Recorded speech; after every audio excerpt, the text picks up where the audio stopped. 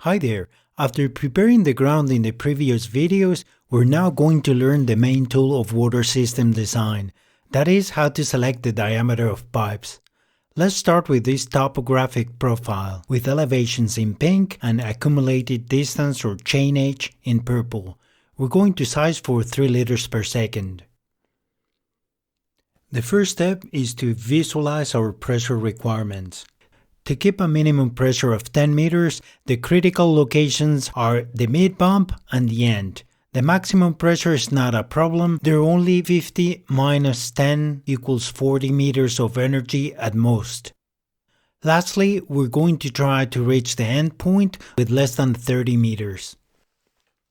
Our hydraulic gradient line will need to adopt a shape like this with 2 distinct legs that may or may not require different pipe diameters. The second step is to calculate the maximum head loss that keeps the hydraulic line above the limits. The hydraulic gradient line can fall 50 meters minus 30 meters, the elevation of the endpoint, minus 10 meters of margin over a distance of 2 kilometers. For the third step, there are 2 options besides just using a computer program. You could look in the pipe manufacturer's head loss tables or use the Hazen-Williams equation. Since you need to know the internal diameter of pipes to use this equation, I find it's just more practical to read the values from the tables.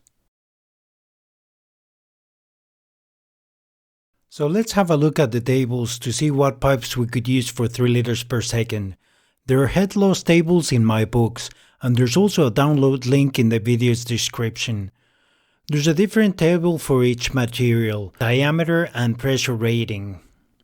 In this case I choose PVC, and since the maximum pressure is 40 meters or 4 bar, I will install 10 bar pipe, PN10. Then the head loss values are listed for increasing flow values.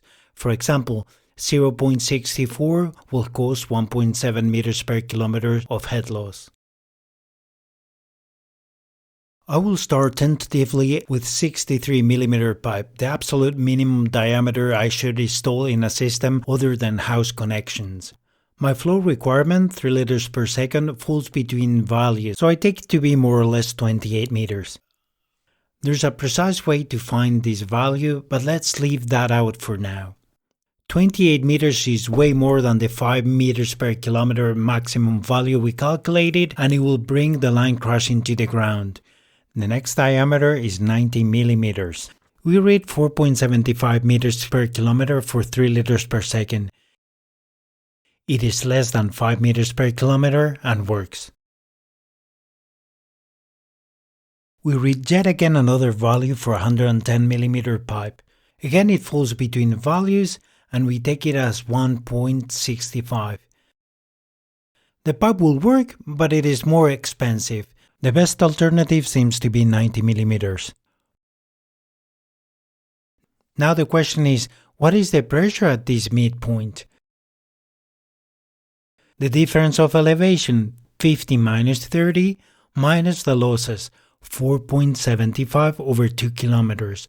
That is 10.5 meters. This step is key because that pressure will provide the starting point for the next stretch of pipe. For the first pipe we start with the elevation only, as there was no pressure, but for the rest, the energy level is the elevation plus the pressure, so 40.5 meters in this case. Then we repeat the process for the second stretch of pipe. Step 1. Calculate the maximum head loss. Step 2. Look up the values in the manufacturer's tables. Step 3. Choose a diameter. Step 4. Calculate the pressure. In the next video we'll see a few different scenarios. Thanks for watching and don't forget to subscribe.